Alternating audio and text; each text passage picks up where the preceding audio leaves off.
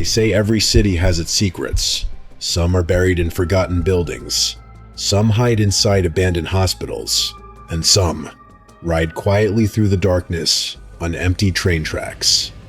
In the city of Greyford, there's an urban legend that most people laugh about. But the people who work the night shift, they don't laugh. They refuse to talk about the last train. Every night, the Greyford subway system shuts down at exactly 11:45 p.m. The final train leaves the terminal station, runs its route, and the tunnels fall silent. But according to the legend, at 12:03 a.m., a train arrives that doesn't exist on the schedule. No driver, no conductor, and sometimes passengers. Most people dismiss it as just another creepy city myth. But 3 years ago, a college student named Ethan Cole decided to prove the legend wrong. Ethan loved urban legends. He ran a small online blog where he investigated haunted locations, strange rumors, and supernatural stories people were too afraid to explore themselves. Most of the time, the results were disappointing. Old houses turned out to be creaky pipes. Ghost sightings were usually shadows and imagination. But the story of Greyford's midnight train intrigued him, because unlike most urban legends, this one had witnesses. Several subway workers had quietly reported strange sightings over the years. A security guard claimed he saw a train pull into the station after closing time. A janitor once reported hearing the screech of brakes deep in the tunnels when the tracks were supposed to be empty. And one maintenance worker reportedly quit his job the same night he saw it. When Ethan first heard the story, he assumed it was exaggerated, until he interviewed someone who had actually seen it. Her name was Lena Vargas, and she worked the late shift cleaning platforms at North End Station. At first, she refused to talk about it, but after a lot of convincing, she finally agreed to meet Ethan for coffee. The moment she sat down, Ethan noticed something strange. She looked tired. Not the kind of tired you get from working long hours. The kind that comes from not sleeping well for weeks. "You really want to hear about the train?" she asked quietly. Ethan nodded and turned on his voice recorder. "What I'm about to tell you," she said, "is the reason I'm quitting my job next week." That got Ethan's attention. She leaned forward slightly. 2 months ago, I was finishing my shift. It was just past midnight. The station was empty, and I was mopping the far end of the platform. Ethan listened carefully as she continued, and then I heard it, the sound of a train coming through the tunnel. At first, she thought she had lost track of time. Maybe the final train was running late. But when she checked the clock on the wall, it read 12:03 a.m. "The tunnels are supposed to be completely empty after midnight," she said. "No trains, no maintenance runs, nothing." But the sound kept getting louder. The rumble of metal on rails, the grinding echo of wheels moving through the tunnel, and then the train emerged from the darkness. Slowly, quietly, almost carefully. Lena said something about it immediately felt wrong. The subway lights reflected off its metal body as it rolled into the station, but the train was completely dark inside. No interior lights, no driver in the front cabin, and no destination displayed on the sign above the windshield. The train stopped. The doors slid open, but no one got off. Lena told Ethan she should have walked away. She should have ignored it, but curiosity got the better of her. So she walked closer, and that's when she noticed something that made her stomach drop. "There were people sitting inside," she whispered. Ethan raised an eyebrow. "Passengers?" But Lena slowly shook her head. They weren't moving. Not one of them. Every passenger sat perfectly still. No one talking. No one looking around. Just sitting silently in the dark train cars, like statues. And then, one of them turned its head and looked directly at her. Ethan felt a chill run down his spine. "What did the person look like?" he asked. Lena hesitated before answering. "I couldn't see clearly," she said, "but something about the face wasn't right. The skin looked too pale, and the eyes." She swallowed nervously. The eyes were completely black. Ethan leaned back in his chair. At this point, he assumed she was either exaggerating or misremembering something she saw in poor lighting. But Lena's next words changed everything. "The doors closed again," she said, "and the train left the station. But as it disappeared back into the tunnel, every passenger inside the train slowly turned their heads. and stared at her. At the same time, Ethan stopped the recorder. "Wait," he said. "You're telling me an entire train full of people was staring at you?" Lena nodded slowly, and none of them blinked. Ethan sat quietly for a moment. Then he smiled, because in his mind, this was perfect. A creepy urban legend, a mysterious sighting, and a subway station that closed every night at midnight, which meant, if the story was true, there was only one way to find out. He would go to North End Station himself and wait for 12:03 a.m. to see if the midnight train was real. Lena grabbed his arm before he could leave. Her voice was trembling. "You don't understand," she said. "That train, it's not meant for the living." Ethan left the cafe that night feeling excited. Not scared, not even nervous. Excited. For someone who ran a blog about urban legends, this was the perfect opportunity. If the midnight train story turned out to be fake, he'd write about it and debunk the myth. And if something strange actually happened, well, that would be even better. For the next 2 days, Ethan prepared for his little investigation. He charged 2 camera batteries, packed a small tripod, brought a flashlight, a portable recorder, and his phone. He even wrote a short note in his blog draft. "Tonight I'll be spending the night inside Greyford's North End Station to investigate the legend of the midnight train. If the rumors are true, something should arrive at 12:03 a.m. He posted it just before leaving his apartment. Within minutes, comments started appearing. Most people told him to be careful. Some thought the story was fake, but a few comments stood out. One person wrote, "My uncle worked in the subway maintenance department. He told me to never stay in the tunnels after midnight." Another simply said, "If you see the train, do not get on it." Ethan smiled as he read them. Urban legends always attracted dramatic warnings.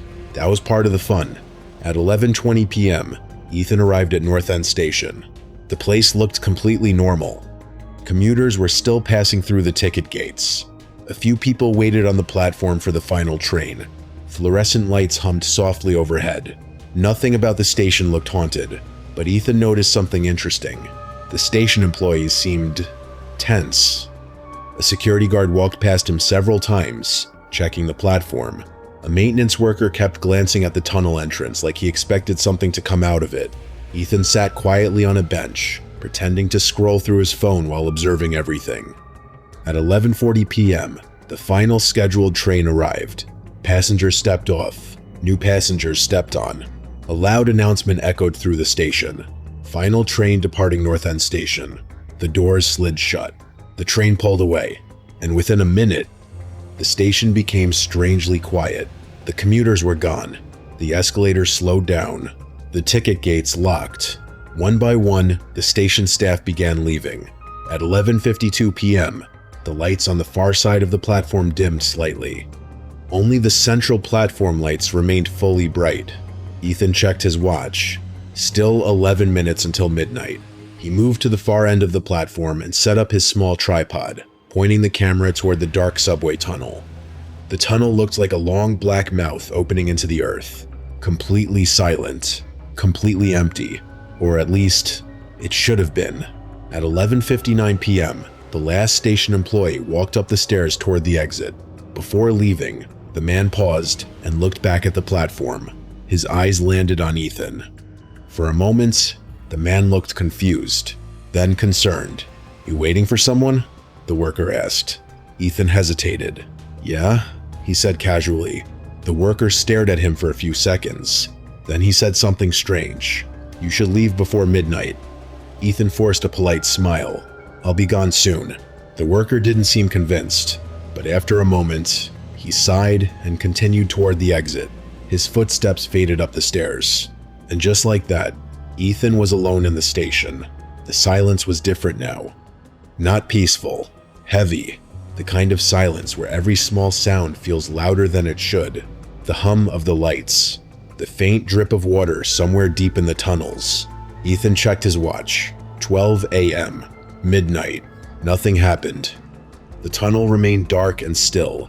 Ethan leaned back against the bench and waited. 2 minutes passed. Still nothing. He began to wonder if the story had simply been exaggerated.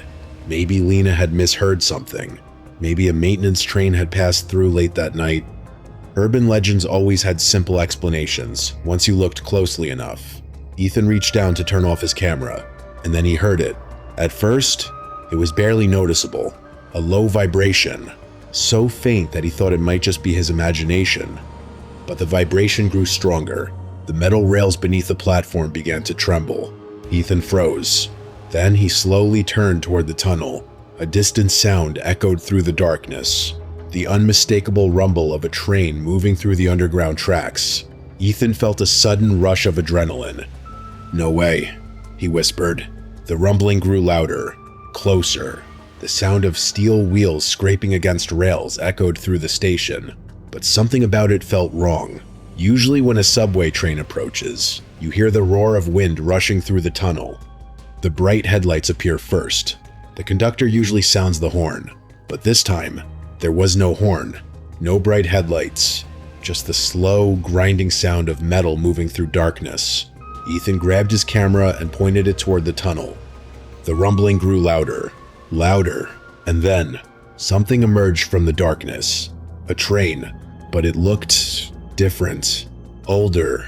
Its metal exterior was dull and scratched, like it had been running for decades without maintenance. There were no lights inside the cars, and the destination screen above the front window was completely blank. The train moved slowly, almost cautiously, like it was gliding rather than rolling. Ethan's heart began pounding in his chest. This wasn't on any schedule. The train slid into the station and stopped directly in front of him. The doors opened with a long mechanical hiss. For a moment, nothing happened. The empty platform stretched out around him. The dark train sat quietly in front of him. Ethan forced himself to step closer. His camera was still recording. "Okay," he whispered to the lens. "It's currently 12:03 a.m. A train just arrived at North End Station, and it's not on the schedule." He slowly approached the nearest train car. The inside was pitch black. The station lights barely reached the interior. But as his eyes adjusted to the darkness, Ethan felt his stomach tighten. There were people inside, sitting in the seats, dozens of them. Every seat was filled, but just like Lena had described, none of them were moving. Not one passenger spoke. Not one passenger shifted in their seats. They sat perfectly still, facing forward, like mannequins. Ethan swallowed nervously. "This is strange," he muttered. He stepped closer to the train door. His camera light flickered across the passengers. Their skin looked pale, too pale, almost gray. Their clothes looked outdated, like styles from different decades. Some wore suits from the 1950s. Others wore jackets that looked like they belonged in the 1980s. A woman near the window wore an old-fashioned dress that looked like it belonged in the 1930s. Ethan frowned. "Is this some kind of performance art?" he whispered. He raised the camera closer to the door, and that's when something happened. One of the passengers moved. Slowly, very slowly. A man sitting near the door tilted his head and looked directly at Ethan. Ethan froze. The man's face was wrong. Not just pale, wrong. His skin looked thin and stretched. His lips were slightly parted, and his eyes were completely black. No white, no color. Just two empty black shapes staring directly at him. Ethan took a step backward. Inside the train, another passenger moved. Then another, one by one. Every single passenger in the train slowly turned their heads toward Ethan and stared at him. At the same time, Ethan's breathing became shallow. Something deep inside him was screaming that he needed to leave, right now, but his feet refused to move. The passengers continued staring, unblinking, silent. And then, one of them stood up. A tall man near the middle of the train. His body moved stiffly, like joints that hadn't moved in years. He stepped into the aisle and slowly began walking toward the open door, toward Ethan. Ethan's body finally reacted. His instincts kicked in, and he stepped back from the train door. The tall man inside continued walking slowly down the aisle. Each step looked stiff, unnatural, like someone trying to remember how to walk. Ethan forced a nervous laugh, mostly for the sake of the camera. "Okay, that's enough," he said quietly. This is getting weird. He glanced around the empty station. Still no one else. Just him. And the train. The tall man inside the car reached the doorway. He stopped just inches from the open door. For a moment, he simply stood there, staring at Ethan. Up close, Ethan could see the man's face clearly. His skin was pale gray. Not the pale of someone tired or sick. The pale of something that hadn't seen sunlight in a very long time. His lips were cracked. His eyes, still completely black. Ethan's heart hammered in his chest. "Hey," Ethan said, trying to sound calm. No response. The man just stared. Behind him, the other passengers had not moved from their seats. But every one of them was now watching Ethan. Dozens of black eyes, unblinking, waiting. The tall man slowly opened his mouth. At first, Ethan thought he was going to speak, but instead, a long, dry breath escaped from his throat, a sound like air passing through something empty. Ethan took another step back. "All right, I'm leaving," he muttered. He reached down to grab his tripod, but the moment he looked away from the train, he heard movement. Fast movement. Ethan looked up. The tall man was now standing on the platform, right in front of him. Ethan stumbled backward. What the? He hadn't seen the man step off the train. It was like he had simply appeared there. The man tilted his head slowly, studying him. Up close, Ethan noticed something else disturbing. The man's clothes were incredibly old. A worn black suit, a narrow tie, and a subway ticket sticking halfway out of his pocket. The paper looked yellowed with age. Ethan's camera light flickered across it. The date printed on the ticket was October 12th, 1974. Ethan felt a chill crawl up his spine. The man took one slow step forward. Ethan stepped back again. Okay, that's close enough. Still no response. The man's mouth opened again. This time, a faint whisper escaped his lips. A voice that sounded dry and hollow. "You shouldn't be here." Ethan froze. "You can talk?" The man's head twitched slightly. "Not your train?" Ethan blinked. "My train?" The man slowly raised one thin finger and pointed at the open subway car behind him. Inside the train, the passengers were beginning to move. Slowly, one by one, they stood from their seats. Not quickly, not violently, just rising, like people waking from a very long sleep. Ethan's stomach dropped. Yeah, I'm definitely leaving now. He grabbed his camera and turned toward the stairs. But before he could take a step, a loud metallic clang echoed through the station. Ethan spun around. The train doors had just slammed shut, hard. The tall man on the platform did not move. He just kept staring. Behind the train windows, the passengers were now standing shoulder to shoulder, watching Ethan, their black eyes reflecting the station lights. The tall man spoke again. "You waited." Ethan's pulse raced. "What?" "You stayed after midnight." The man tilted his head slightly. "So now?" A faint cracking sound came from the man's neck as it twisted just a little too far. "The train noticed you." Ethan felt a sudden wave of dread wash over him. "What does that mean?" For a moment, the man said nothing. Then he slowly turned his head toward the train. Inside the cars, the passengers were beginning to crowd the windows, pressing their pale faces against the glass. "Every night," the man whispered, "the train comes through the city, looking for passengers." Ethan shook his head. "Passengers?" The man slowly looked back at him. "People who don't belong anywhere anymore." A sudden noise echoed from inside the train. Thump. One of the passengers had slammed their hand against the glass. Then another. Thump. Another pale hand struck the window. Then another. Thump. Dozens of hands were now pressing against the glass. Ethan's chest tightened. "What are they?" The tall man stared at him silently. Then he answered. "People who got on the train and never got off." Ethan felt a cold knot form in his stomach. "What happens to them?" The man slowly leaned closer. His breath smelled stale and cold. "They ride. Forever." Inside the train, the passengers had begun to move faster. Their movements were jerky now, unnatural. They pressed harder against the windows. Black eyes locked onto Ethan, watching him, waiting. The train stops in empty stations, the man continued softly, because sometimes he slowly raised a trembling finger and pointed at Ethan. Someone is still there. Ethan's blood ran cold. Suddenly, the train doors burst open again, not smoothly like before. This time they flew open with a violent metallic screech. Inside the train, the passengers all took a step forward at the exact same time, and Ethan finally understood something terrifying. They weren't just staring at him, they were waiting for him to get on the train. The tall man whispered one final warning. Don't let them take you. But it was already too late, because inside the train, one of the passengers had started walking toward the door, then another, and this time, they were moving much faster. The first passenger stepped off the train, then another. At first their movements were stiff and uneven, but within seconds they began moving faster, smoother, like something inside them had suddenly awakened. Ethan felt his survival instincts explode. Okay. Nope. He grabbed his tripod and ran.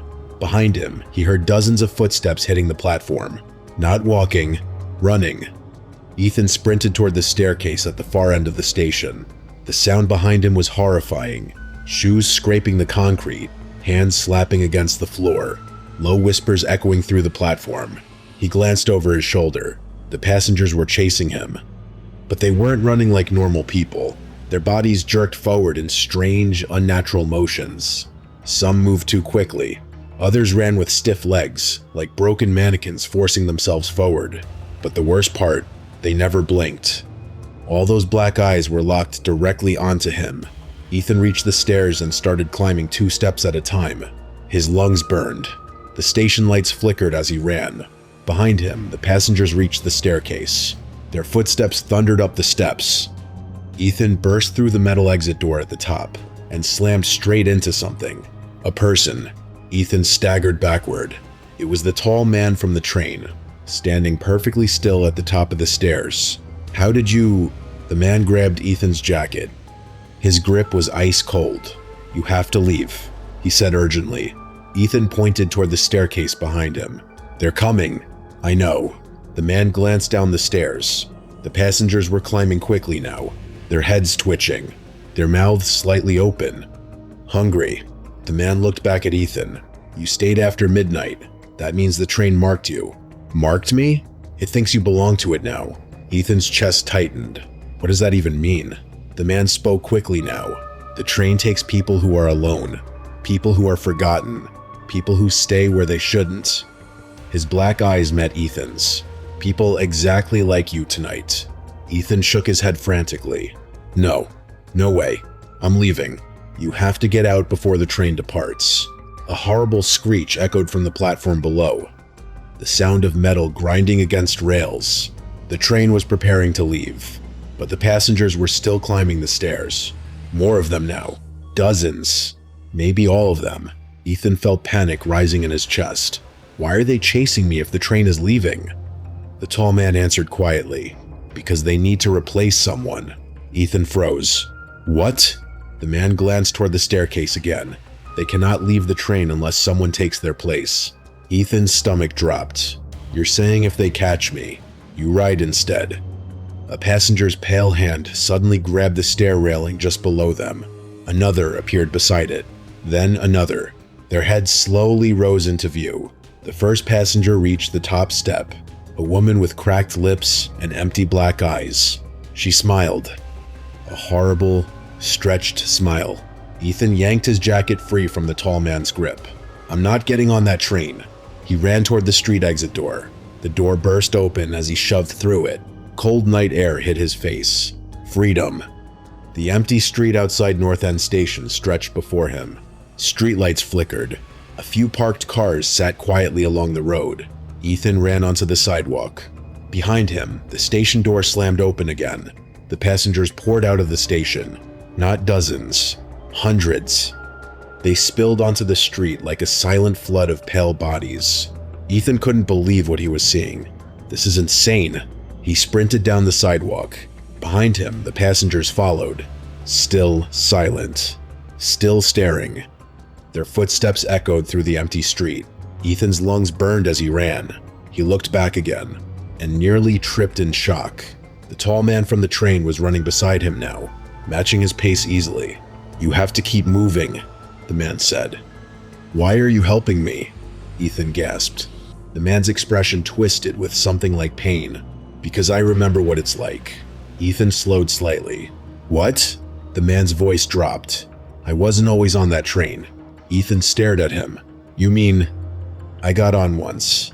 The man's face tightened. 40 years ago. Ethan nearly stumbled. 40. "I thought it was just another train," the man continued. "Just another ride home." His voice became hollow, but the train never stopped. Behind them, the crowd of passengers was getting closer. More and more of them were spilling into the street. The man looked at Ethan. "They need someone new. And tonight," his black eyes locked onto Ethan, "they chose you." Ethan's mind raced. There has to be a way to stop them. There is. Ethan grabbed his arm. "Then tell me." The man looked back toward the station entrance. The midnight train was beginning to move again. Its metal wheels screeched as it slowly started leaving the platform. "If the train leaves without a replacement..." The man paused. "Everyone who got off will be dragged back." Ethan looked behind him. The passengers were only 20 feet away now, their mouths opening wider, their movements becoming more frantic. "And if they catch me before that happens?" The man didn't answer immediately. Finally, he whispered, "Then you take my seat." Ethan felt terror explode inside him. "But if the train needs a replacement..." He slowly looked at the tall man. "Then why are you still here?" For the first time, the man smiled. A sad, tired smile. "Because I got off tonight." Ethan's blood ran cold. The man looked back at the approaching passengers. "They were supposed to take me back." His voice softened. "But then they saw you." Ethan shook his head slowly. "You're letting them take me instead." The man said nothing. Behind them, the passengers were only 10 feet away now. Hands reaching, black eyes wide, hungry. The midnight train shrieked loudly in the tunnel behind them, its wheels picking up speed. The man turned toward Ethan. "There's only one way you survive this." "What?" The man pointed toward the station entrance. "You have to get back on the train." Ethan stared at him in disbelief. "Are you crazy?" "If you're inside when the doors close." The man's voice trembled slightly. "You might still get off at the next station." Ethan shook his head violently. "And if I don't?" The man's black eyes darkened. "Then you ride forever." Behind them, the passengers lunged forward, their fingers only inches away now, and Ethan realized something horrifying. The midnight train wasn't just taking people, it was trading them, and someone had to stay behind. But the worst part? The train doors were already starting to close. The train doors were sliding shut. Metal screeched through the underground tunnels. Ethan's heart pounded violently in his chest. Behind him, the passengers were almost on top of him now, their pale fingers stretched toward him.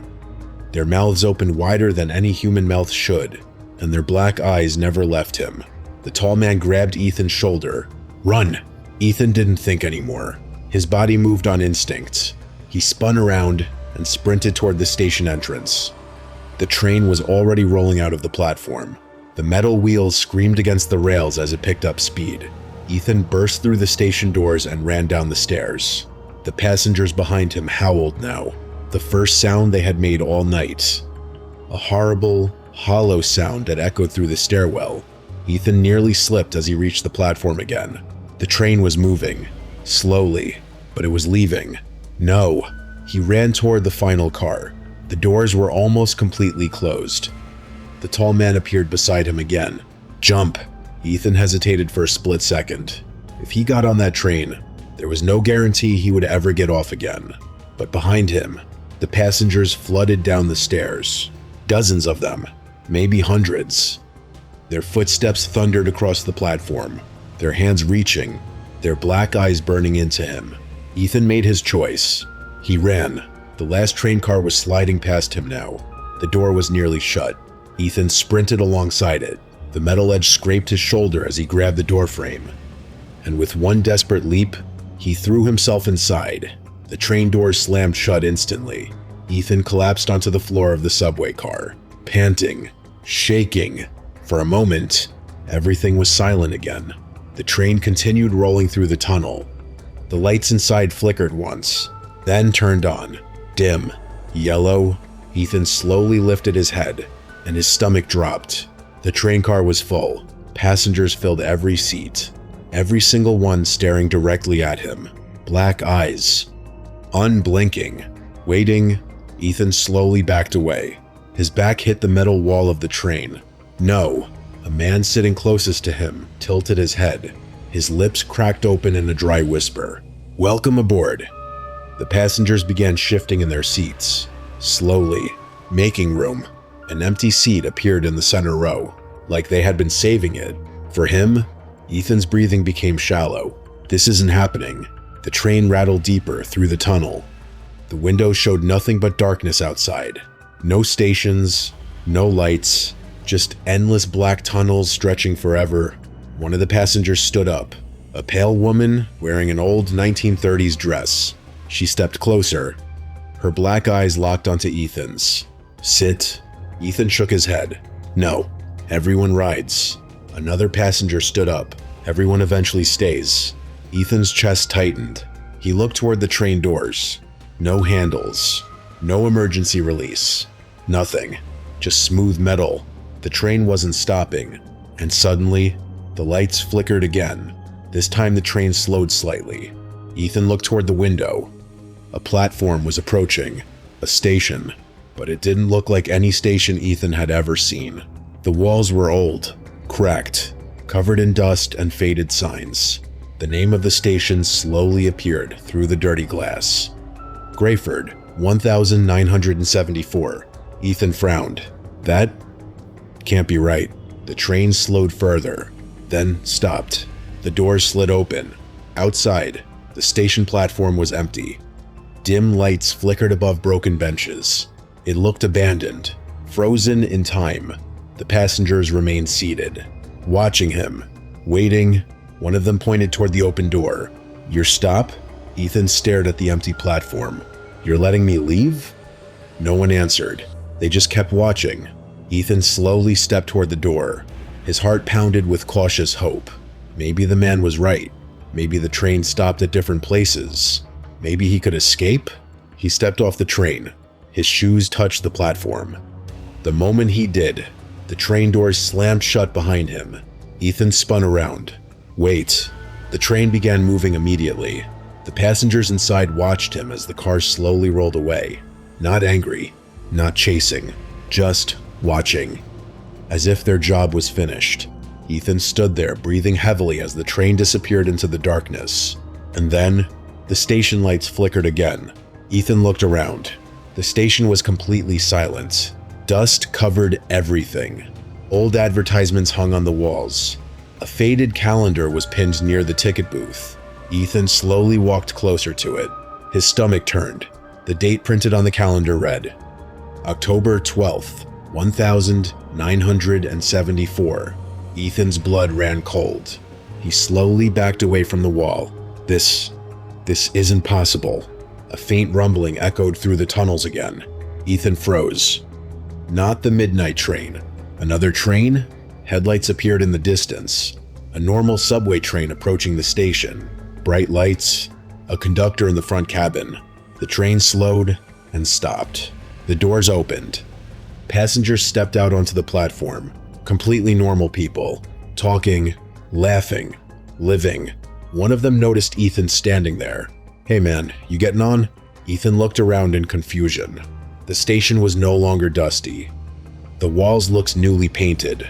The calendar was gone. Everything looked modern again, like nothing had happened.